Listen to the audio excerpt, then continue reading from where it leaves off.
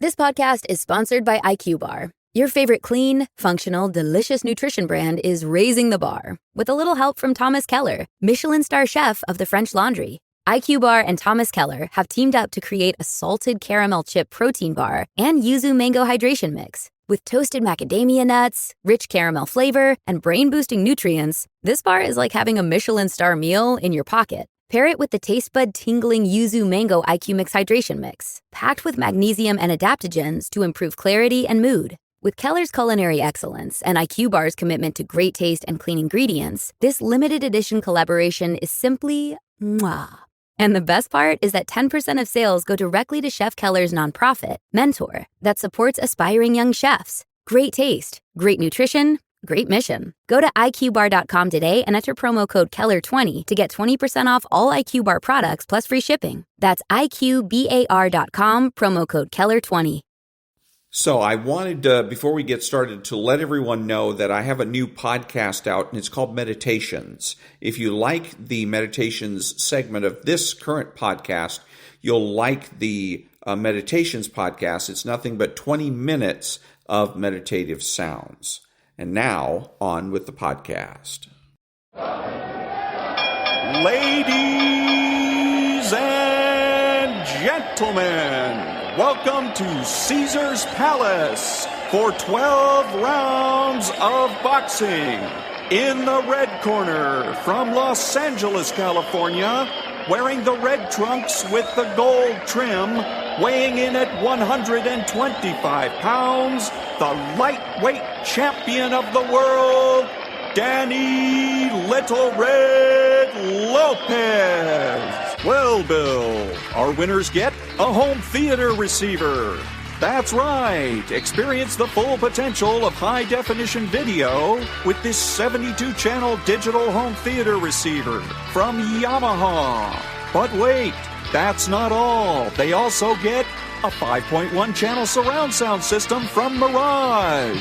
With 5 palm-sized speakers and a compact subwoofer cube, the MX 5.1 brings you huge immersive sound with Mirage's omnipolar technology. All from the Spiegel catalog, Chicago, Illinois, 60609. And they're taking closer order as down the stretch they come. Mr. Hot Stuff has 3 lengths to make up with chocolate candy last. On the rail, take the points behind that gallant son with chocolate candy gaining on the outside. In the lead is Pioneer of the Nile being tackled by chocolate candy.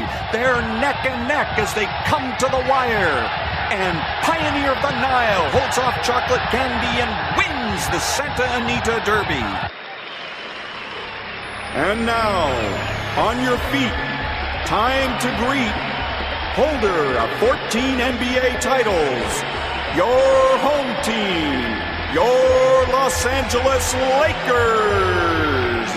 Number 3 at 6'8", 5th year out of UCLA, playing forward, Trevor Ariza.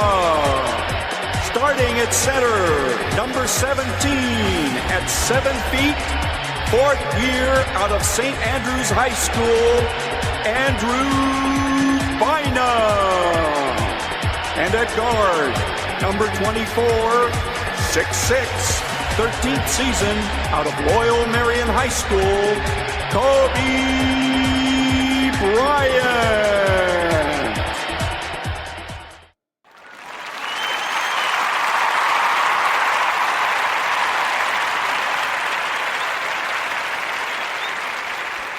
And smoking, that's another one. Try to stop smoking. That's a beauty, huh? Well, with cigarettes, my wife and I, we made a deal, my wife and I. We only smoke after sex. I got the same pack now since 1975. What bothers me is my wife. She's up to 3 packs a day.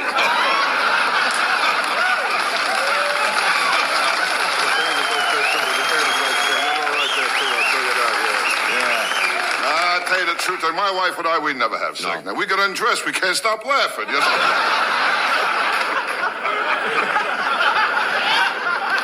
But I'll tell you one thing, when my wife does have sex, she screams. Ooh, especially when I walk in on her. Now, you kid, I know my wife cheats on me. Every time I come home, the parrot says, quick, out the window, you know?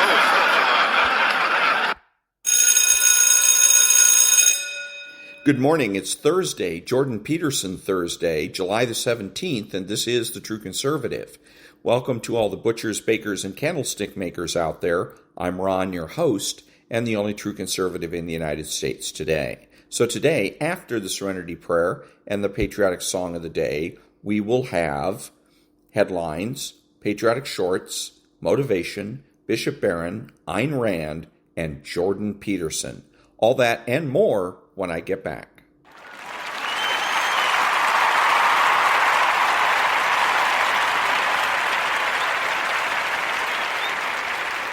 God, grant me the serenity to accept the things I should not change, the courage to change the things I should, and the wisdom to know the difference. Amen.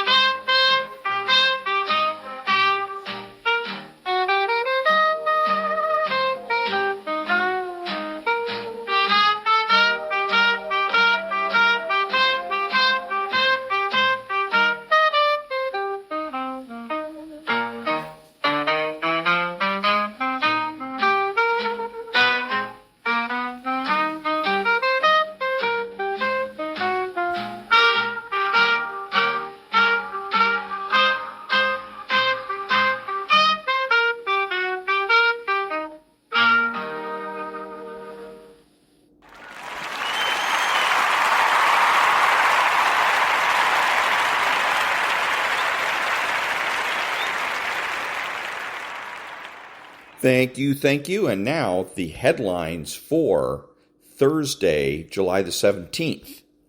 Breaking.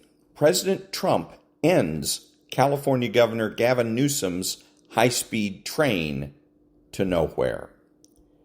Rhino senators' approval rating hits rock bottom amid feuds with Trump.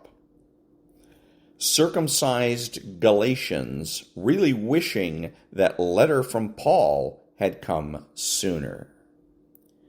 Man allegedly commits brutal murder just days after being freed by California's mental health laws. DeSantis turned away Democrats, from entering alligator Alcatraz. Just in, Pam Bondi fires Maureen Comey from her job as top DOJ Manhattan prosecutor, the daughter of James Comey. Robert F. Kennedy Jr. fires two top aides in HHS shakeup. Breaking. PBS, NPR, USAID have all been officially defunded by the House and Senate. Demon kinda bummed to be cast out in English instead of the traditional Latin. Nationally syndicated radio host rips into the Democrat Party for promoting Mamdani as a way to redefine socialism, saying it's not going to work outside of Manhattan. Stephen Miller says over 1 million illegals have already self-deported and lays out the laundry list of quality of life improvement for Americans that await. And those are the headlines for Thursday, July the 17th. Back in a minute.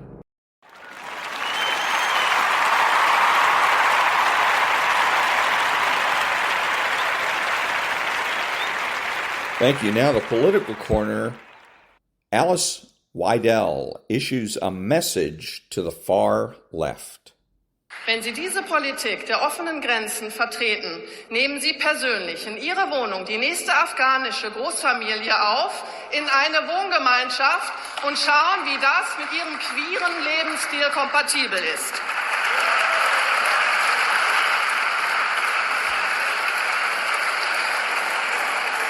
And that was the political corner. Back in a minute.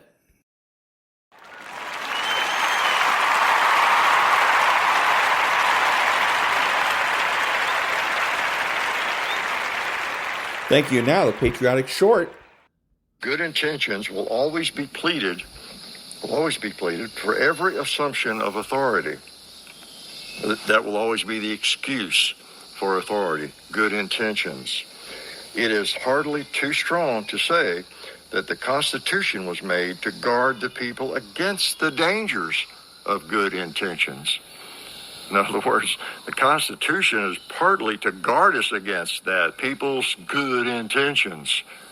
Yeah. And some of you might be, what? Really? And that was the patriotic short. Back in a minute.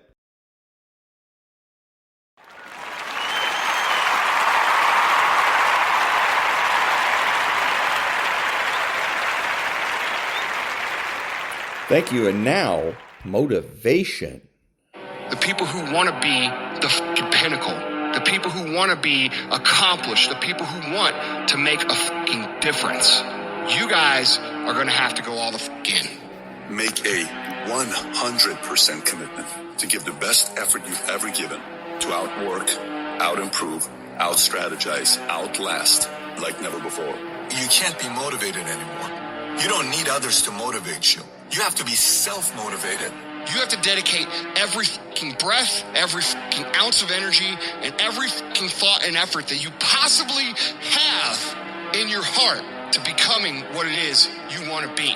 If you really want to make an impact, you're going to get a lot of judgment. You're going to get a lot of hate. People are going to just diss on you. People are going to say, who do you think you are? If no one thinks you're crazy, you're not yet operating to the outer limits of your potential. I actually appreciate my haters. My haters keep me grinding. I tell them all the time, if you want to pay attention to success, watch me. A lion never negotiates with a hyena. He ain't waking up in the morning and saying, I'm going to go hang out with some hyenas. Because he don't concern himself with the conversations of hyenas. An eagle flies at a certain altitude. And the only other bird flies at that altitude is another eagle. So if he finds himself flocking with pigeons, he may be flying too low.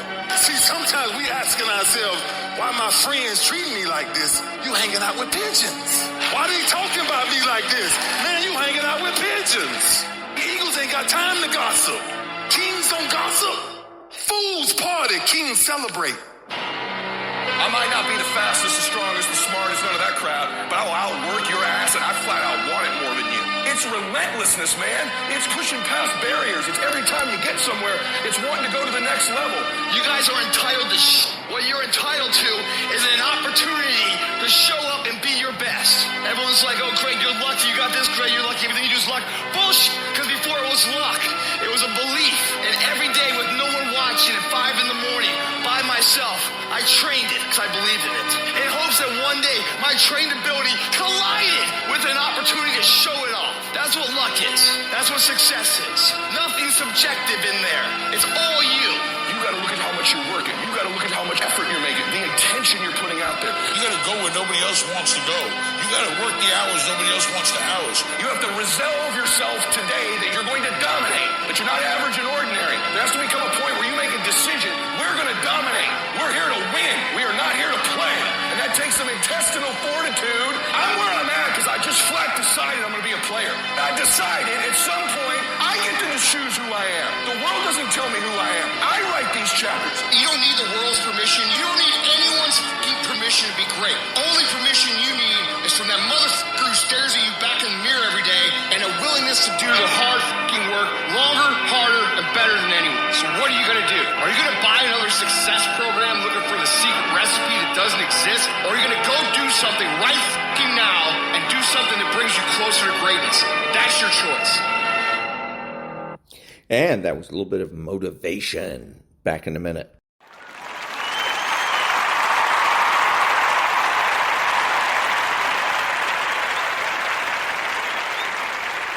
Thank you. And now, meditation.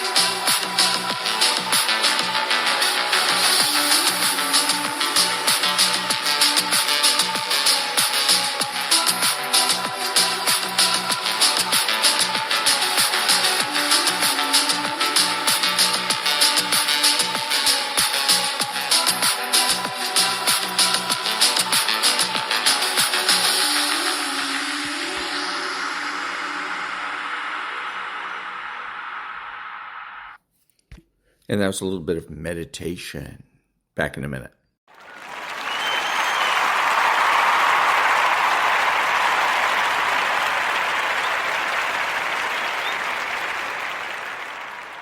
Thank you. And now the Daily Stoic.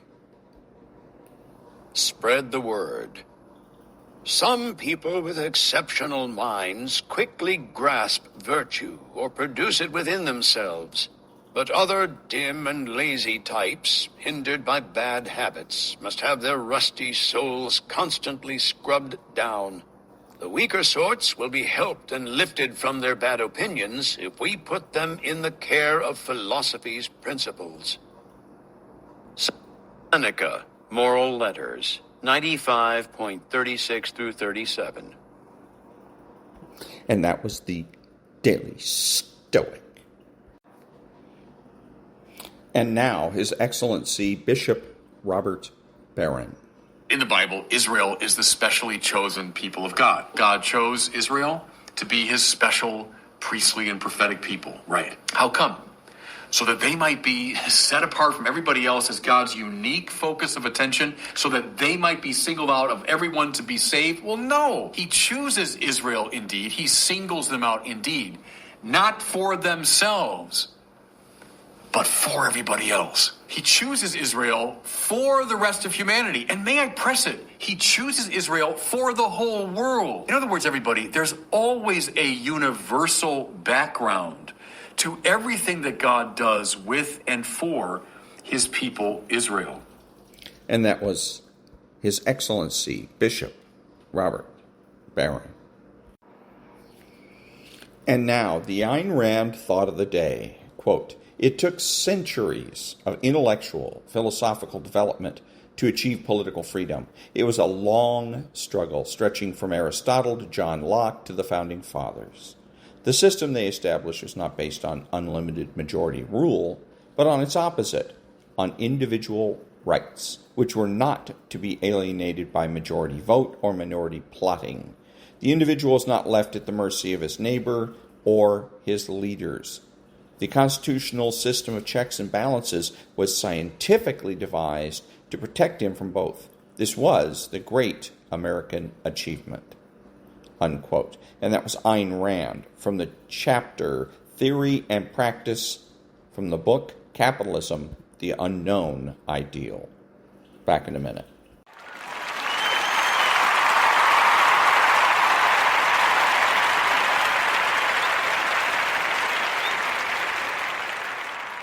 Thank you. And now, psychopathy. Did you know a narcissist can use sleep deprivation as a form of psychological abuse? Slamming doors, cupboards, and turning on lights on, turning the volume on the TV up, asking you to stay awake with them when you need to get up earlier than them, starting arguments at bedtime, waking you up to ask for intimacy, criticizing and punishing you for sleeping. And that was psychopathy. Back in a minute.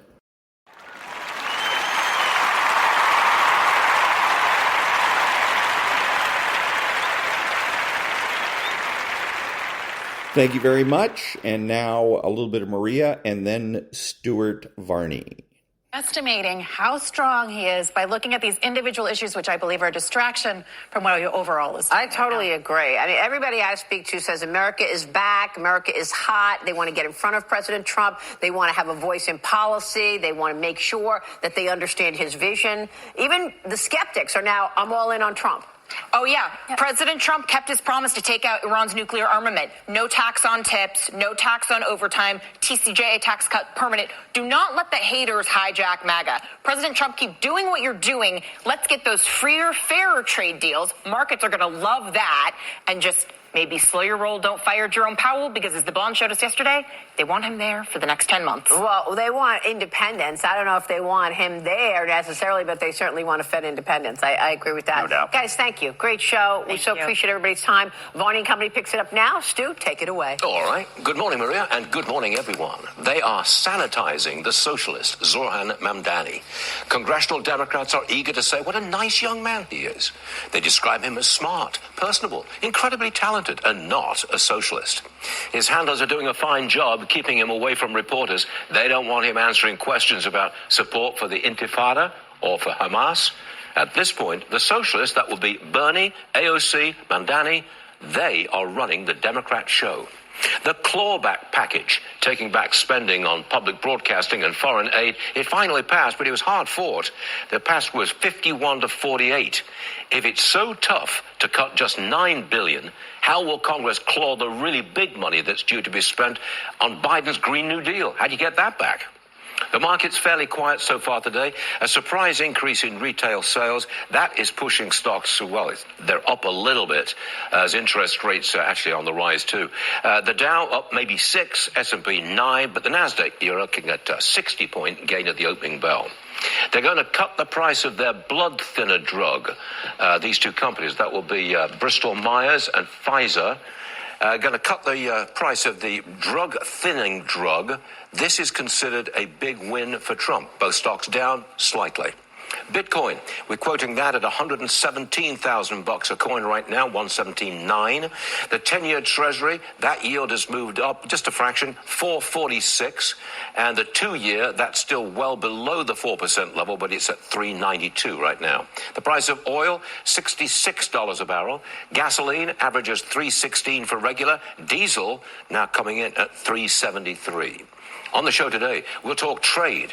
The president says the outlook is pretty good for deals in the next few days. The European Trade Commissioner is in D.C. right now. They want to make a deal because if they don't, they get hit with 30% tariffs 2 weeks from today. We'll talk deportations. Will the president ease up on illegal migrant farm workers? The Wall Street Journal reports a growing number of House Republicans want a carve-out for farmers. They point out that ICE raids frighten off the migrants who are needed for the summer harvest. There are no votes in rotting crops or rising food prices. And yes, we will take a look at Netflix, which is now the streaming king. The stock's been on a roll. It reports tonight. Pre-market, the rally continues. It is Thursday, July the 17th, 2025. And that was Maria and Stu. Non-profit news now. Back in a minute.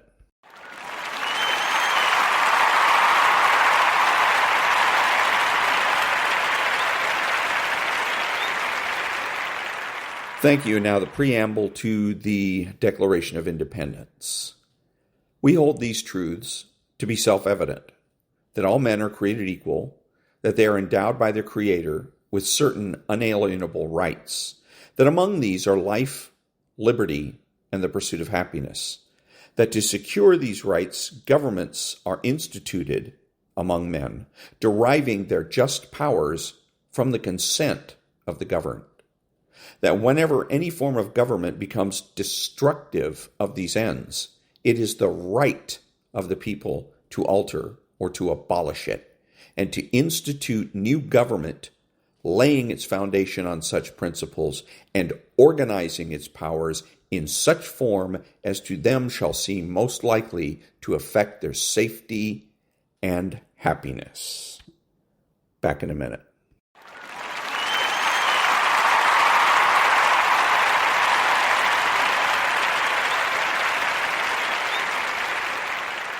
Thank you. Now, Georgia Maloney. Americana Charles Plumb. Durante la guerra del Vietnam il suo aereo viene colpito, lui è costretto a lanciarsi col paracadute per salvarsi, si salva, ma viene catturato dai nemici, trascorre 6 anni in una prigione nord vietnamita. Quando torna inizia a tenere conferenze sulla sua odissea, per raccontare quello che aveva imparato durante la guerra, durante la prigionia. E un giorno, mentre era al ristorante, questo aviatore viene avvicinato da uno sconosciuto e lo sconosciuto gli dice: è lei il capitano Plumb? Lui dice sì e chiede: lei chi è? E questo signore gli risponde: ero io che piegavo e controllavo il suo paracadute. Ha funzionato bene, immagino. Il capitano Plumb racconta che da quel momento lui non ha più smesso di pensare a quante volte doveva aver incontrato quel marinaio sulla portaerei senza averlo mai avvicinato, senza averci mai scambiato 2 parole.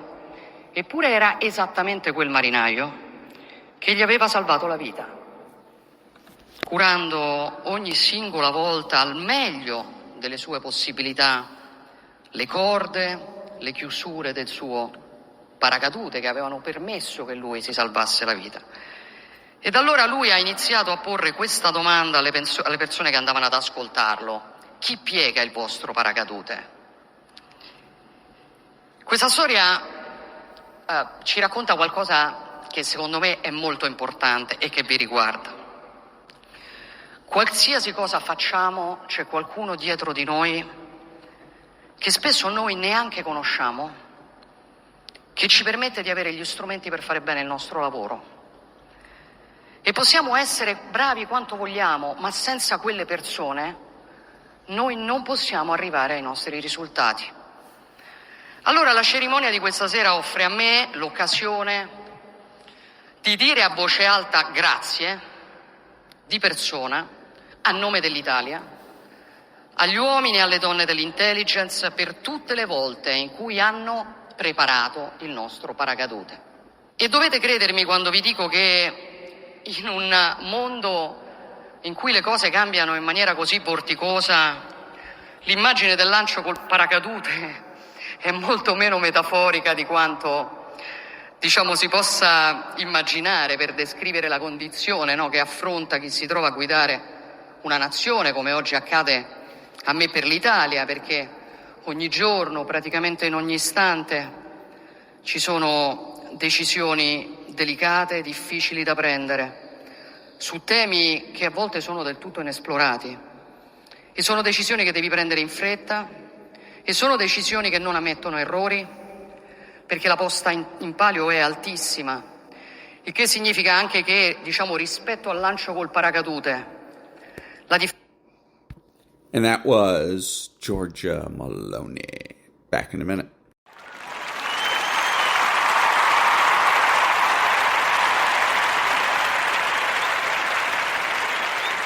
Thank you. And now, what does the phrase, if you're explaining you're losing, mean in debates? This was said by Ronald Reagan, speaking of political campaigns.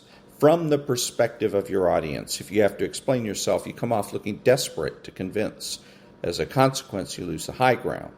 From a more philosophical perspective, when you have a clear conscience and strong conviction towards the positions you take, your values, truth, and direction, you don't need the opinions or consent of others.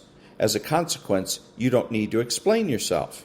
However, if you yourself are not convinced of the validity and truth of your position, or you can't fully justify your choices, then you continue to expel words in an attempt to create the illusion of certainty.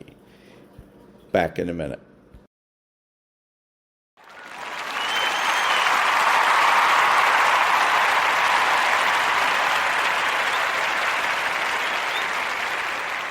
Thank you. Now is Stuart Varney's My Take.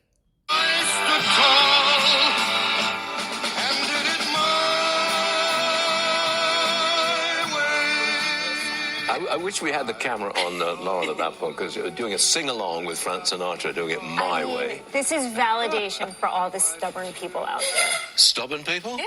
Do it your way. Oh, do it your way, okay, yeah. My way, not your way. Oh, right. Okay. Good morning, everyone. It's 10 o'clock, and it's time to go straight to the money. We got green across the board now. Dow's up 138 points, and the Nasdaq's up 84. S&P up 15. The 10-year Treasury yield, that is coming in now at 4.44%. And Bitcoin, we had the latest reading coming in at 118.4. That's where we are now. Bottom right-hand corner of the screen, far more green for the Dow 30 than there is red. Just got the latest read on the home builder sentiment. That's the right way to put it. Yep. What we got? Better, but bad. Up a point in July, the level 33. It's under 50, so that is negative. The Big Beautiful Bill Act includes incentives for developers and buyers, but the NAHB says high mortgage rates, freezing buyers, and a record high 38% of builders cut prices last month just to move inventory. 38%? They cut prices? Mm-hmm. That is by news. about 5%. All right, thanks, Lauren. All right, folks, now this. President Trump frequently adjusts his policy. He knows where he wants to go, and he makes changes to get there successfully. For example, he uses on-again, off-again tariffs. That's a negotiating tool. He threatens to fire Jay Powell, then says he won't do that. He's just piling on the pressure for interest rate cuts. He stops weapons development and weapons deliveries for Ukraine. Then he supplies the Patriot missile to them when Putin bombards Kyiv. This is not flip-flopping, it is policy adjustment, frequently to win the approval of voters. There could be an adjustment to the deportation program. That's my speculation, but look at this. A Wall Street Journal headline, in a twist, some Republicans push to protect unauthorized immigrants, end quote. In other words, a carve-out. This is all about farm workers. Illegals pick a lot of America's fruits and vegetables. If ICE raids scare the workers away, the crops don't get picked. That's not good. The Journal story quotes Congressman Martin Stutzman, an Indiana rancher. He's a Republican. He says, I have people call me. They're like, I'm not sure if my crew is going to show up Monday morning. If you try to deport all of them, you're going to crash the economy, end quote. Stutzman is part of a small but a growing group of Republicans who want that carve-out for illegals in certain industries. Last month, President Trump floated the idea for farms and restaurants and hotels. He backed away from that after his key advisor, Stephen Miller, pushed for mass deportations, with workplace raids playing an important role. At the moment, the raids go on. But, you know, politics runs the show. And the political reaction to crops rotting in the field, if that happens, and food prices rising, again, if that happens, that would not be good for the president. 90% of rural areas are represented by Republicans. They take the heat if there are too few workers to bring in this summer's harvest. If the president helped the farmers or the hotel workers, it would not be because of opposition to ICE raid. No, it will be because the president has read the political tea leaves. There are no votes in rotting food. Second hour of Varney, just getting started. And that was Stuart Varney's My Take. Back in a minute.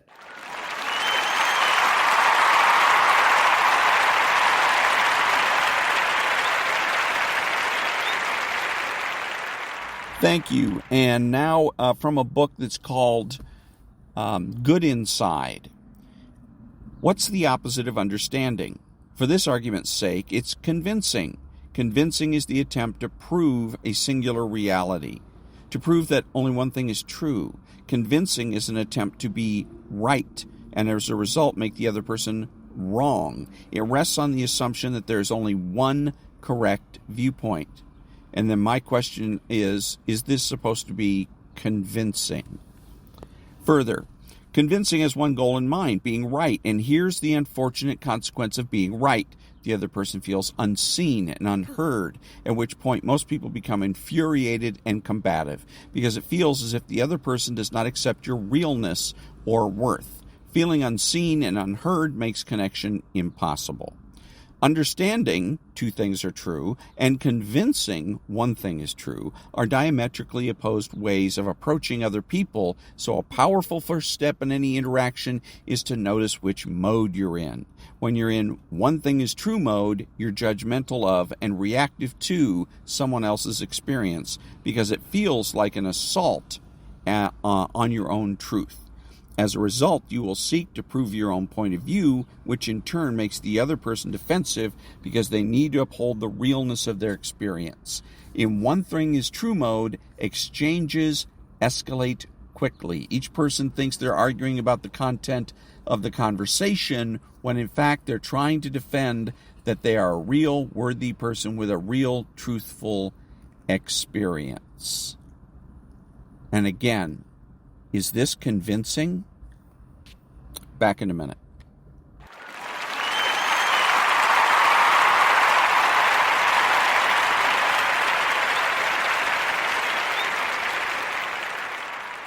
Thank you. And now, Jordan Peterson. Because the moment you stop engaging, the game ends. They don't know how to operate without a willing participant. And the tragedy, at least from their point of view, is that you've exited the stage without permission. Now, let's be clear. This silence can come in deceptive forms. They may disappear, hoping their absence will cause confusion or panic. They might ignore you publicly while stalking you in private. But the critical distinction here is your internal shifting. You're not responding. You're not triggered. You've moved from defense to indifference, and that is existentially threatening to someone who has built their identity around controlling others. This kind of silence from a narcissist also reveals their limits. You've exposed the fundamental emptiness beneath their faade. When they can no longer provoke you, they have no more tools. The manipulation toolbox, guilt, charm, rage, projection. It's all useless. And once they're rendered powerless, many don't even bother to pretend anymore. They just vanish. Some seek new supply, others spiral. But rarely do they return in the same form because they know the mask has slipped. And you saw what was underneath. And here's where the deeper philosophical insight leads. Your liberation didn't come from overpowering them. It came from mastering yourself. That's the real victory. You didn't win by shouting louder or playing their game better.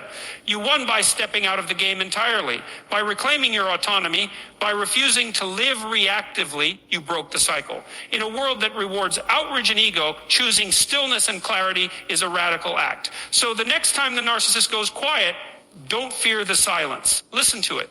It's not the calm before another storm. It's the sound of their control dissolving. And in that silence, you'll hear something else. Yourself, finally free to speak. One of the most brutal yet revealing signs that you've truly defeated a narcissist is when they initiate a smear campaign against you. It's a predictable, almost mechanical reaction, like the final spasm of a machine that no longer serves its purpose. But make no mistake, this is not random. It's a desperate, Last-ditch attempt to regain control, not over you directly because that door has closed, but over how others perceive you. They can no longer manipulate your reality, so they attempt to redefine it through the eyes of others. This tells us something profound. The narcissist's sense of identity is not grounded internally. It's a house of mirrors entirely dependent on reflection, on how others view them, on how much admiration or fear they can extract. When you remove yourself from that system, you become a liability, and that's where the smear campaign begins. It's not about truth. It's not even about convincing others. It's about rewriting the narrative to avoid the ultimate humiliating exposure. From a psychological lens, what we're observing is the narcissist's need to preserve what Carl Jung might have called the persona, the false self, carefully constructed to mask the chaotic, wounded ego beneath. When you detach, when you no longer play the role assigned to you, be it the caretaker, the scapegoat, the enabler, you force them to confront the collapse of that persona. Rather than face this internally, they project the collapse outward. They say, look at what she did, or he's gone crazy.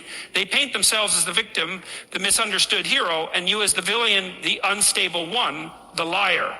Now, here's the paradox. The more distorted the lies, the more threatened they feel. They escalate not because they're confident, but because they're panicking. This is psychological displacement in its rawest form. Rather than feel shame or guilt, they cast those feelings onto you. And for a time, this might work. People might believe them. Friends, family, even colleagues might be swayed by their performance. That can be deeply painful, especially if you've spent years trying to build trust and live with integrity. But this is where your endurance becomes your greatest asset, because smear campaigns by nature are unsustainable. Truth has gravity. Over time, people start to notice the inconsistencies. They see how the narcissist's stories change depending on the audience. They watch how calm and measured you remain in contrast to their chaos. And the narcissist's power begins to decay, slowly then suddenly. Philosophically, this process speaks to a deeper theming, the war between illusion and authenticity. When you step out of the narcissist's narrative, you commit to truth, even when it's lonely, even when it's costly. That's what makes the smear campaign so vicious. It punishes you for daring to be real in a world addicted to appearances. But that's also why, in the long run, it's a sign you've already won. You've exposed the weakness behind the mask. You've survived the storm without becoming part of it. So if you're being smeared, don't panic. Don't retaliate. Just keep living in a way that contradicts every lie they tell. Let your character outlast their chaos. Because the most powerful story is the one told by your actions. Quiet, consistent, and impossible to fake. One of the most undeniable signs that a narcissist has lost control is when their manipulation no longer works. Not just on you, but on others as well. You begin to notice a shift. Their once irresistible charm starts to fall flat. Their dramatic stories don't evoke the same sympathy they used to. People, maybe even those who once defended them, start raising eyebrows, asking questions, stepping back. It's subtle at first, but it grows. And for the narcissist, it's devastating. You see, narcissistic manipulation depends entirely on control over perception. Their entire strategy hinges on convincing others of a particular narrative about who they are, about who you are, and about what's happening.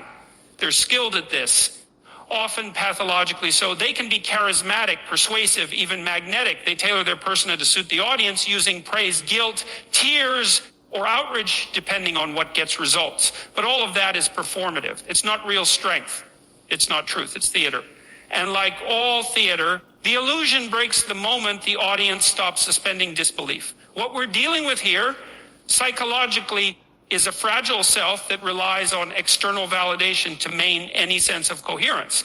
Narcissists don't build identity through values or integrity. They construct it through manipulation. By managing impressions, exploiting vulnerabilities, and maintaining dominance in relationships. But the structure is unstable because it depends on others continuing to believe a lie. Once people begin to see through it, the system collapses.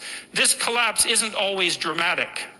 Often it's quiet, almost anticlimactic. Friends stop returning their calls. Coworkers stop laughing at their jokes. Family members stop volunteering emotional labor. The narcissist starts noticing that the usual tactics, triangulation, gaslighting, charm offensives, no longer land the way they once did. And internally, This triggers something akin to panic. They've spent years, sometimes decades, refining their ability to manipulate the social field. When that fails, they're left with nothing to fall back on, no authentic self, no enduring sense of meaning, just ego and fear. And it's in this moment that your power becomes most evident. Not in confrontation, not in some grand scene of vindication, but in the quiet, steady erosion of their influence. You don't need to expose them. The truth does that over time. You just have to remain grounded, consistent, and clear-headed. When you refuse to play their game, when you don't feed the drama, when you live honestly despite their false narratives, others eventually start to notice. They begin to compare your behavior with the narcissist's words. And the disconnect speaks volumes. Philosophically, this speaks to a deeper principle. Truth doesn't need to shout to be heard. It just needs to endure. Narcissists rely on noise, on distortion, on emotional confusion. But clarity, real clarity, is contagious. Once one person sees through the mask, it becomes easier for others to do the same. The web unravels. So when you realize their manipulation no longer works, not on you and not on others, you're witnessing something powerful, the collapse of a false reality. And in that collapse, you're reminded of something essential, that truth in the end is stronger than control. There's a precise moment in your recovery, often quiet and unceremonious, when you realize the narcissist no longer has the ability to provoke you. You hear their voice, see their name, maybe even encounter them face to face, and nothing. No rush of anxiety, no need to defend, no impulse to explain, fix, or even retaliate. You feel calm, detached, free. That moment, though subtle, is deeply significant because emotional detachment is the psychological equivalent of cutting the puppet strings. And make no mistake, the narcissist has spent considerable energy tying those strings to your emotions. They've studied your reactions, learned your insecurities, poked at your boundaries, and conditioned you to exist in a state of hypervigilance. When you detach, you dismantle that entire system. You stop being a resource. And you stop being a mirror. And for someone who feeds off your emotional responsiveness, that is total defeat. From a psychological standpoint, what's occurring here is a profound shift in internal authority. You're no longer outsourcing your sense of self to their opinions or approval. You're no longer organizing your behavior around their moods. You're stepping into what Jung might have called individuation, the process of becoming whole and autonomous. And in doing so, you strip away the narcissist's central source of leverage, your emotional reactivity. Now, emotional detachment is often misunderstood. It's not indifference in the cold, cynical sense. It's not apathy or repression. In fact, it's the opposite. It's the result of confronting your pain head on, processing it, integrating it, and emerging with clarity. When you reach this stage, you're not numb. You're free. You can feel without being hijacked. You can remember without relapsing. That's real strength. And here's what's so telling: narcissists don't know what to do with this version of you. The strategies they once relied on, provocation, guilt tripping, emotional baiting, they stop working. You don't rise to the bait. You don't defend yourself against their distortions. You simply don't need their version of you to be false anymore because it no longer defines you. That's psychological sovereignty. And it's terrifying to someone whose entire existence is built on control. Philosophically, what you're doing here is reclaiming your moral agency. You're refusing to be defined by manipulation and instead choosing to act according to your values, your truth, your dignity. That's a courageous act, especially in the wake of emotional abuse, because it requires that you center your internal compass and accept that your worth is not contingent on being understood or validated by someone who never truly saw you to begin with. This kind of detachment, true, earned, and grounded, cannot be faked. It's not about silence, distance, or revenge. It's about the quiet confidence that you are no longer available for their games. That's what renders the narcissist powerless. Not confrontation, not revenge, but absence, emotional absence. You've exited the psychological arena, and they're left shadowboxing with themselves. And that's where your victory lies. Not in loud declarations, but in calm resolve. Not in changing them, but in no longer needing to.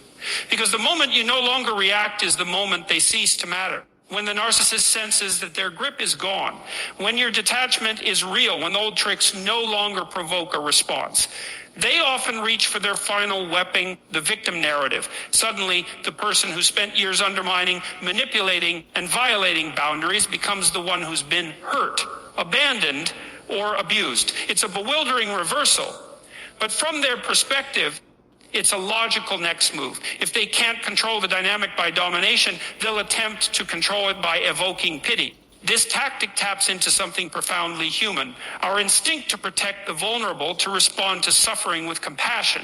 And that's exactly what makes it so insidious. The narcissist is not just seeking sympathy, they're weaponizing it. They're not wounded, they're exposed. And in their mind, exposure is synonymous with annihilation. So they reconstruct themselves as the victim, not to heal, but to manipulate, to reframe the story in their favor, to regain control not over you, perhaps, but over the social narrative, over the sympathies of others, sometimes even over institutions, courts, workplaces, social groups.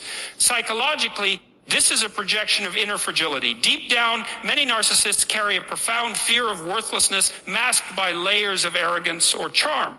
When their false self begins to crack, when they are no longer admired or feared, they default to self-pity because it's the only socially acceptable mask left. Rage and dominance no longer serve them, so they switch tactics. But the motive remains unchanged control. You'll often notice this shift when they begin rewriting history. Suddenly, your boundary setting becomes cruelty. Your withdrawal becomes abandonment. Your healing becomes betrayal. And if others aren't familiar with the dynamics of narcissistic abuse, they may fall for it. That can be painful, deeply so, especially if mutual friends, family members, or colleagues are taken in by the performance. But this is where your discernment must be sharp, because the real question is not how do they appear, but what do they need from this performance? And the answer is always power. Not peace, not resolution. Power. Philosophically, we can view this through the lens of existential responsibility. The narcissist refuses to take accountability for their role in the dynamic that would require confronting shame, regret, and the truth of their behavior, so they outsource that pain to you. They insist that someone must pay for their discomfort, and if not through direct manipulation, then through guilt, pity, and social distortion. It's a refusal to grow up, a desperate clinging to a childish worldview where the self is always innocent and suffering is always unjustified. But here's the crucial pointing: when their victim act no longer moves you, when you can observe it without internalizing it, you've not only seen through the illusion, you've transcended it. You recognize it for what it is, an echo of the same manipulation, now dressed in vulnerability. And you choose not to play along that decision. To see clearly, to feel compassion without enabling, to refuse re-entry into a toxic loop is the embodiment of emotional maturity. It's what finally breaks the cycle. Because the moment you stop confusing their suffering with your responsibility is the moment you start honoring your freedom. The clearest, the most undeniable sign that you've defeated a narcissist isn't in their reaction. It's in your transformation. It's not measured by their silence, their smear campaigns, or their collapsing manipulation, though all of those are important markers. It's measured by something deeper, your return to yourself. Your ability to live without fear, without guilt, and without the constant psychological tension of managing someone else's emotional chaos. That's the real victory. That's what they can't counterfeit or corrupt. For many people who've been entangled with narcissists, daily life becomes a kind of performance. You adjust your tone, second guess your words, anticipate emotional traps, and walk on eggshells. Every choice is filtered through the question, how will they react? That's not a relationship. That's a state of psychological captivity, and escaping it isn't just about going no contact or setting boundaries. It's about reconstructing your internal architecture. It's about relearning how to live as someone who belongs to themselves. And that reconstruction isn't easy. It demands that you grieve the fantasy, the idea that this person might change, that love could fix it, that you were ever truly safe in their approval. It requires facing the wounds that made you vulnerable to them in the first place, often wounds that go back years, even decades. But through that process, something remarkable happens. You begin to make choices again, not out of fear, not out of obligation, but out of alignment with your values, your vision, your truth. You learn to trust your instincts. You rediscover your voice. You build a life that isn't dictated by manipulation, but by meaning. What terrifies the narcissist most isn't your anger, it's your independence, your ability to exist without them. Because for all their grandiosity, they are profoundly dependent creatures. They need control, validation, and emotional reactions to feel real. They cannot stand being irrelevant. So when you take back control, not just externally, but internally, you become a living contradiction to their worldview. You prove that people can leave and grow. That healing is possible. That fear is not a permanent condition. Philosophically, what we're... And that was Jordan Peterson about getting over narcissism and narcissists. Back in a minute.